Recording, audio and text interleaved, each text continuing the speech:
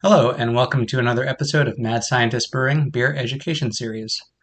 Last week's video talked about the components of a draft system. In this third video about draft systems, I'm going to be talking about balance within the draft system. When a system is balanced, it means that the pressure exerted on the beer from the gas side is matched by the total resistance of the system on the beer side. When a system is properly balanced, the beer in the keg will remain at the same level of carbonation as when it was received, and will pour clear and with the right amount of foam and carbonation. The typical flow rate from a draft system should be 1 gallon per minute, or 2 ounces per second, taking 8 seconds to fill a typical pint.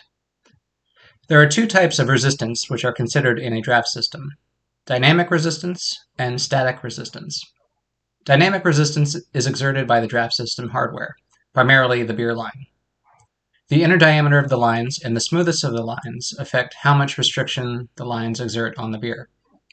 For direct draw systems, 3/16-inch beer line is typically used, and about 4 to 5 feet are enough to provide dynamic resistance for most beers. Static resistance is due to gravity's effect, as beer is forced to rise from the vertical distance of the keg to the faucet. For direct draw systems, this is a small correction, but for long draw systems rising up from a basement to the surface area, there is more of an effect that needs to be considered. Temperature is a very important consideration for balancing a draft system. In doing the calculations for balancing a system, including setting gas pressure and determining length of beer lines, a single temperature is used at which the beer is expected to be kept. A change in this temperature will change the resistance of the system and throw it out of balance. It is important that beer is allowed to completely come to its correct temperature of 38 degrees Fahrenheit before serving on a balanced system. Not surprisingly, temperature is the number one cause of problems when a system is unbalanced. How do temperature and pressure relate when balancing a draft system? When a brewer produces a keg of beer, it is carbonated such that it holds a specific volume of CO2 at the intended service temperature. This is denoted as volumes of CO2, meaning the amount of CO2 contained in an equivalent amount of beer.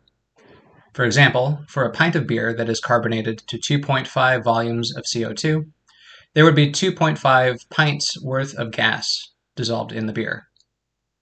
As temperature increases, the amount of pressure in the keg increases as gas comes out of solution, and decreases as temperature decreases. In order to maintain balance, the temperature must be held constant at the intended temperature, and the gas pressure on the keg must be set so that the total volumes of CO2 does not change, and the beer does not become over or under carbonated. The amount of pressure exerted on the beer is called the absolute pressure, which is the sum of atmospheric pressure plus the pressure reading on the gas regulator. The gauge pressure accounts for atomic pressure and shows only the extra pressure provided. But when maintaining volumes of CO2 in a keg, the absolute pressure must be maintained. This is especially relevant as you move above sea level, as atmospheric pressure changes and the gas applied to the system must be increased to account for this. The calculations for balancing a system are more complicated for long draw systems, which may use a variety of different beer lines with different sizes, as well as differing gas blends, which will affect the applied pressure. The complexity of balancing this system is beyond the scope of this video, but if you're interested in reading more, the Draft Beer Quality Manual, provided by the Brewers Association, goes into depth about this and all topics related to properly serving draft beer.